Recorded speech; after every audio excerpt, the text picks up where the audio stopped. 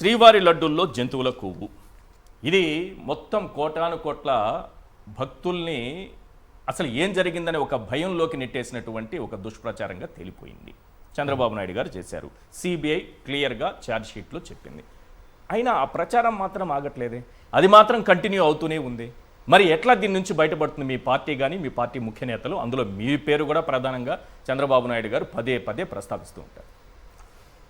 చంద్రబాబు గారు తన రాజకీయ ప్రయోజనం కోసమని ఈ అంశాన్ని ఎత్తుకున్నారండి.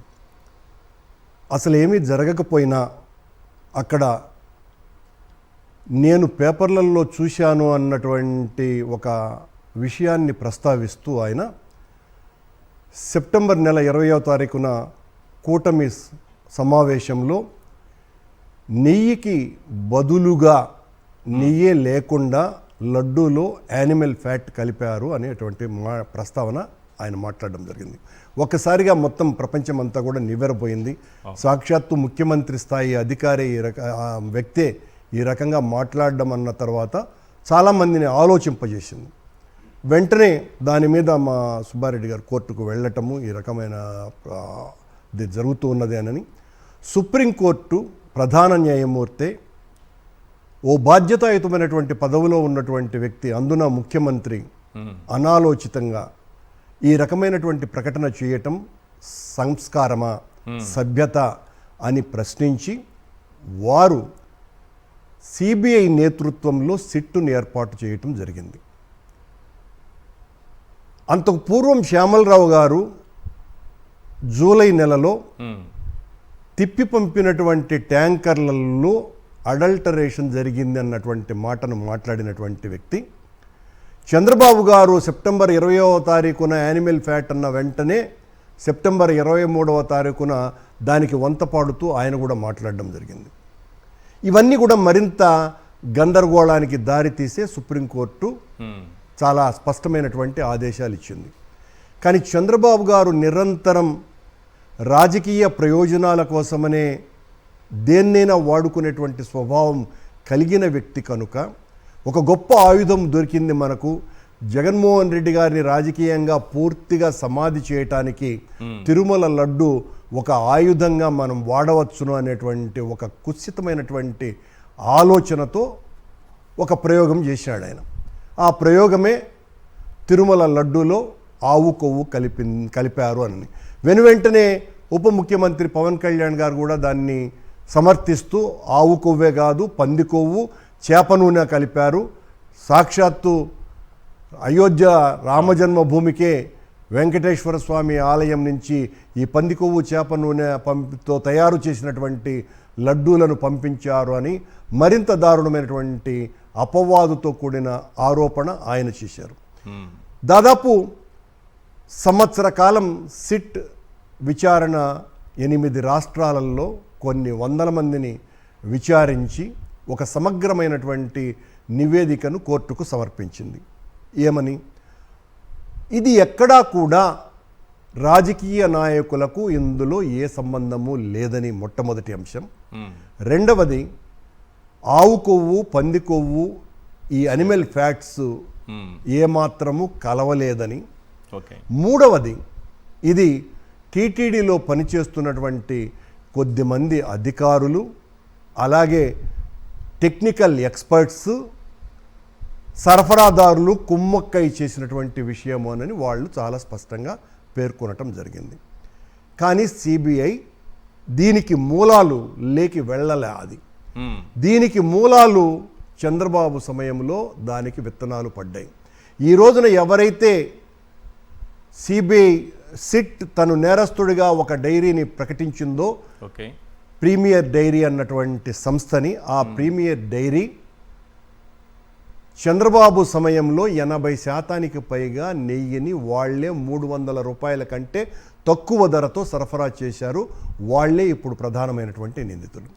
అలాగే చంద్రబాబు గారు పదే పదే మాట్లాడుతున్నటువంటి మాట, ఈ సంవత్సర కాలంగా ఈ ఆవు కొవ్వు, పంది కొవ్వు అనేటువంటి రోజు మాట్లాడినటువంటి ఈ మాటలలో సిట్ తన నివేదికలో ఎక్కడా కూడా ఆ ప్రస్తావన తేకపోగా సడలించటం కారణంగా ఈ పాపం చేసినారు జగన్మోహన్ రెడ్డి ప్రభుత్వం అని ఏదైతే చంద్రబాబు గారు మాట్లాడుతున్నారో దానికి సమాధానం, నిబంధనల్ని సడలించిన తరువాత ఒక్క కొత్త సంస్థ కూడా టెండర్లలో పాల్గొనలేదు. ఇది చాలా ఇంపార్టెంట్ విషయం. ఒక్కటంటే ఒక్క సంస్థ కూడా కొత్తగా ఏర్పాటు చేసిన నిబంధనల వలన వచ్చినటువంటి సంస్థ లేనే లేదు. చంద్రబాబు గారి హయాంలోనే 2018లోనే ఈ రోజున ప్రధాన నిందితుడైనటువంటి బోలేబాబా అన్నటువంటి సంస్థ హర్ష్ ఫ్రెష్ డైరీస్ పేరుతో 85,000 కేజీల నెయ్యిని సరఫరా చేసింది. ఆ తర్వాత మళ్ళీ 85,000 కేజీల టిన్నులతో నెయ్యిని సరఫరా చేసింది. అంటే దానికంత సామర్థ్యం లేదని సిబిఐ ఛార్జ్ షీట్లో క్లియర్గా అంటే దానికి మూలం ఏంటండి? మూలం చంద్రబాబు గారి సమయంలో ఉన్నది కదా. ఎవరు ఆహ్వానించింది బోలేబాబాని? చంద్రబాబు గారే ఆహ్వానించినారు. జగన్మోహన్ రెడ్డి గారి సమయంలో నిబంధనల్ని సడలించిన తర్వాత బోలేబాబా వచ్చింది లేదు. ఈరోజు ఎవరైతే నీ హయాంలో ఆ జూలై నెలలో పట్టుబడినటువంటి నెయ్యిలో మీరు పట్టుకున్నటువంటి ఆ నెయ్యి ఏదైతే ఉన్నదో, మేము నిబంధనల్ని కఠినతరం చేసిన తరువాత, ఇది కూడా అండర్లైన్ థింగ్, మేము మా ప్రభుత్వంలో నిబంధనల్ని కఠినతరం చేసిన తర్వాత పాల్గొన్న ఏఆర్ డైరీ అన్నటువంటి సంస్థ. ఈ ఏఆర్ డైరీ సంస్థ సరఫరా చేసినటువంటి నెయ్యినే చంద్రబాబు గారు ఆవు కొవ్వు పంది కొవ్వు కలిపింది అన్నటువంటి ఆరోపణ చేసినారు. ఇక్కడ జగన్మోహన్ రెడ్డి గారు ప్రభుత్వానికి ఎక్కడా కూడా అప్పుడు సరఫరా చేసినటువంటి నెయ్యిలో ఈ రకమైనటువంటి ఆ కొవ్వు పదార్థాలు కలిసినాయి అన్నటువంటి విషయం సిబిఐ ఎక్కడ ప్రస్తావించలేదే.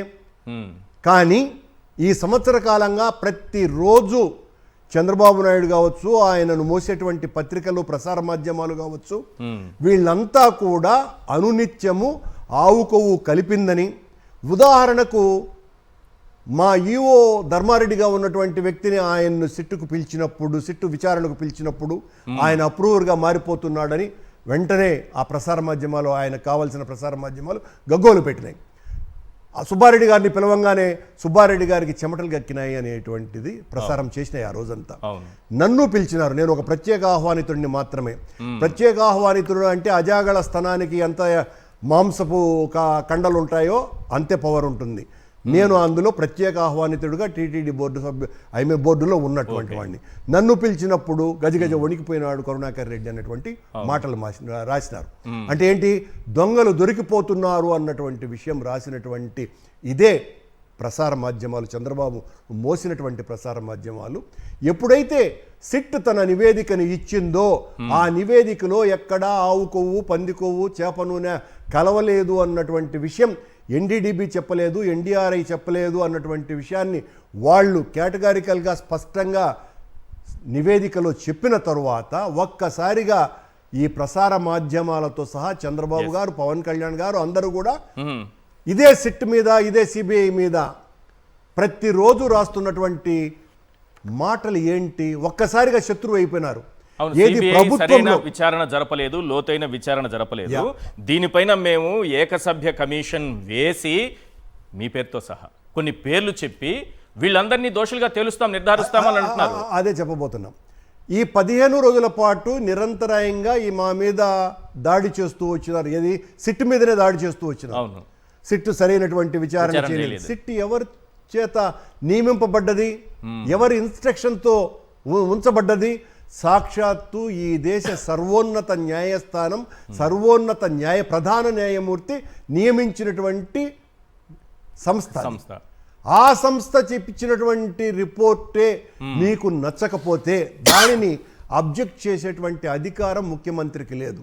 ఎందువల్లంటే తాను ఇచ్చినటువంటి తీర్పులో మేము అత్యున్నతమైనటువంటి సంస్థను ఏర్పాటు చేస్తున్నాం, దీని మీద క్వశ్చన్ చేయటం అన్నది ఇల్లీగల్ అవుతుంది అన్నటువంటి విషయం తెలిసి కూడా చంద్రబాబు గారు ఈరోజు ఏకసభ్య కమిషన్ ఏర్పాటు చేయాలనేటువంటి ఆలోచన వెనుక రాజకీయ నాయకులు ఎవరిని కూడా ఇందులో ముద్దాయిలుగా చేర్చలేదు. కాబట్టి నన్ను, సుబ్బారెడ్డిని, ధర్మారెడ్డిని, మమ్మల్ని అందరినీ కూడా నేరస్తులుగా ప్రకటించి అరెస్టు చేయాలన్నటువంటి పోనీ సుప్రీంకోర్టు నియమించినటువంటి సిబిఐ సిట్ పైన, అది ఇచ్చినటువంటి రిపోర్టు పైన, అది వేసినటువంటి ఛార్జ్ షీట్ పైన ఒక ఏకసభ్య కమిషన్ వేసి మళ్ళీ విచారణ చేసే అవకాశం ఉంటుందా?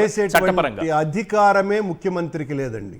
సరే, ఈ ముఖ్యమంత్రి దేన్ని లెక్క చేయనటువంటి వ్యక్తి కాబట్టి కాలయాపనకైనా లేకపోతే సుప్రీంకోర్టునైనా ధిక్కరిస్తాడేమో తెలియదు, కానీ సుప్రీంకోర్టును ధిక్కరిస్తే ఖచ్చితంగా అది ఇల్లీగల్ మ్యాటర్ అవుతుంది. దానికి సంబంధించి ఆయన చట్టపరమైనటువంటి చర్యలకు సిద్ధపడాల్సిన పరిస్థితి వస్తుంది. చంద్రబాబు గారు మీరు రోజు చెప్పినటువంటి మాట ఏంది? జగన్మోహన్ రెడ్డి గారి హయాంలో కల్తీ జరిగింది అన్నటువంటి మాటే కదా. కానీ సుప్రీంకోర్టు నియమించినటువంటి ఆ విచారణ సంస్థ ఎక్కడా కూడా జగన్మోహన్ రెడ్డి గారి సమయంలో ఈ రకమైనటువంటి పంది కొవ్వు, ఆవు కొవ్వుతో కలిపినటువంటి ఇంగ్రీడియంట్స్ లేవు అన్నటువంటి తీర్పు ఇవ్వటమే కాకుండా జరిగినటువంటి అదేదైతే తతంగం ఉందో ఆ తతంగానికి బాధ్యులు సంబంధిత లోయర్ స్థాయి అధికారులు, ఆ పాలకు నెయ్యికి సంబంధించినటువంటి ఎక్స్పర్ట్స్ ఎవరైతే ఉన్నారో వాళ్ళు సరఫరాదారులు. ఈ అధికారులు, ఈ సరఫరాదారులు, ఈ ఎక్స్పర్ట్స్ వీళ్ళు ముగ్గురు కూడా చంద్రబాబు హయాంలో 14 నుంచి ఉన్నటువంటి వాళ్ళే. ప్రీమియర్ డైరీ కావచ్చు, హర్ష్ ఫ్రెష్ డైరీ కావచ్చు, సంబంధిత అధికారులు కావచ్చును, టెక్నికల్ ఎక్స్పర్ట్స్ అయినటువంటి సురేంద్రనాథ్, విజయభాస్కర్ రెడ్డి వీళ్ళందరూ కూడా చంద్రబాబు గారి టైంలో ఉన్నటువంటి వాళ్లే కదా. మరి ఆ మూలాలకు వెళ్లాల్సినటువంటి అవసరం ఉన్నది కూడా. ఈరోజు మేము ప్రధానంగా చేస్తున్నటువంటి డిమాండ్ ఏందిరా అంటే, చంద్రబాబు గారు మీరు మా మీద వేస్తున్నటువంటి ఆరోపణ కాదు, మీ హయాంలో కూడా జరిగినటువంటి సరఫరాకు సంబంధించి సిబిఐ ఎంక్వైరీని అడిగేటువంటి దమ్ము మీకు ఉన్నదా? మీకు నిజంగా భక్తి ఉంటే, మీకు నిజంగా భగవంతుడి పట్ల విశ్వాసం అన్నదే ఉంటే జరిగింది ఏంది అని తెలుసుకోవాల్సినటువంటి అవసరాన్ని మీరు ప్రజలకు చెప్పవలసినటువంటి పని ఉంది కదా. ఆ పని చేయటం లేదు ఆయన. ఇప్పుడు సిబిఐ తీసుకున్నటువంటి శాంపిల్స్ జూలై 25 అవునండి 2024 అంటే చంద్రబాబు నాయుడు గారి హయాంలో ఆయన సీఎం అయిన తర్వాత కొన్ని శాంపుల్స్ను సేకరించి ఆ శాంపుల్స్లో కల్తీ జరిగిందని చెప్తోంది. అవునండి.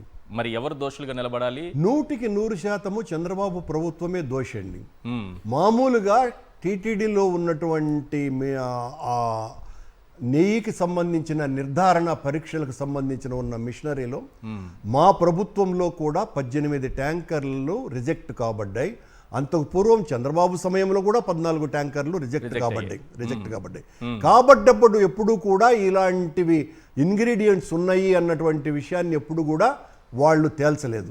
చంద్రబాబు గారు ఆ ఎన్డీడీబీని తీసుకుని వచ్చినదే మా సమయంలో 2023లో ఎన్డీడీబీతో ఒప్పందం చేసుకొని ఆ టెరాటెరోస్టెన్ ఏదో సంథింగ్ ఉంది కదా, ఆ పరీక్ష చేయటానికి, ఆ ఆధునీకరణ చేయటం కోసమని కావాల్సినటువంటి పరికరాలని తీసుకొచ్చేటువంటి ప్రయత్నం చేసింది కూడా మా ప్రభుత్వమే.